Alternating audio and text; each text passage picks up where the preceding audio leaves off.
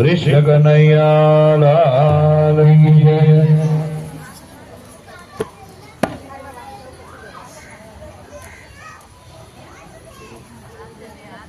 આજે ઘેર ઘેર થી બધી ગોપીઓ આવી છે। બેન આ બાજુ ફેરવી કાઢજો।